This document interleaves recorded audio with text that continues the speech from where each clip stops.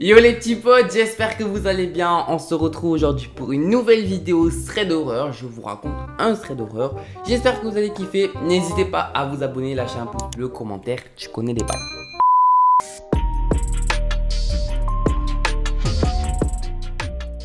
C'est l'histoire de Frank. Depuis son enfance, Frank il a toujours voulu travailler dans les métiers du cinéma. Et il a réussi donc à réaliser son rêve. Et maintenant, il a l'occasion de voir occasionnellement des célébrités, de faire un travail bien rémunéré et le plus important, de faire un travail qu'il aime. Il est spécialisé dans la conception d'accessoires pour les films d'horreur.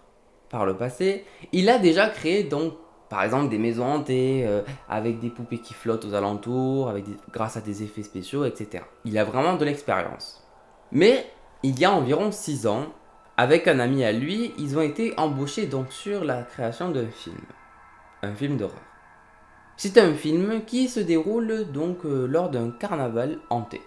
Tout se passe bien, il y a un casting qui est impressionnant, mais les jours de tournage avancent et arrive le 3e jour où ils apprennent que tout est terminé, tout est annulé. Sans aucune raison et sans aucune explication. Il y a quelques théories qui circulent, comme des bruits de couloir, mais rien n'est confirmé. Les jours passent, l'ami de Frank, qui s'appelle Danny, fait une découverte impressionnante. Il annonce donc à Frank que l'ensemble des décors qu'ils ont créés pour le film sont à l'abandon dans l'entrepôt de la production et qu'ils sont sans surveillance, que l'entrepôt est entièrement abandonné. Danny propose alors à Frank de s'y rendre. Il accepte et finit par se diriger vers l'entrepôt. À l'extérieur, on peut voir que c'est vraiment un entrepôt immense et qu'il peut y avoir énormément de stockage. Les fenêtres du dernier étage sont recouvertes de poussière, de toiles d'araignée, de moisissures, voilà. Ça commence à faire un petit peu de moment que c'est là, quoi. Sur le côté, il trouve donc une grande porte en métal et décide de toquer. Mais là, Frank n'obtient aucune réponse.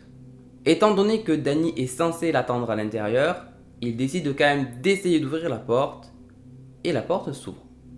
Il ouvre un peu, puis entièrement, et fait face maintenant à l'ensemble de l'immensité de ce stockage et de tous les décors qui sont présents. Il voit des tonnes de machines, d'attractions, de décors, de costumes, tous illuminés par les grands spots qui sont présents dans l'entrepôt. Frank est un peu émerveillé parce qu'il adore tout ce qui est dans ce domaine. Il avance un petit peu et marche, et au fur et à mesure, s'entend une musique joyeuse. Il ressent alors comme une atmosphère lourde. En plus, il sait toujours pas où est Danny. C'est pas une atmosphère géniale. Il commence à appeler son ami, mais il n'a aucune réponse. Il s'approche, encore, et encore, et là, les lumières s'éteignent. Il prend son téléphone en main, allume la lampe torche, et s'éclaire.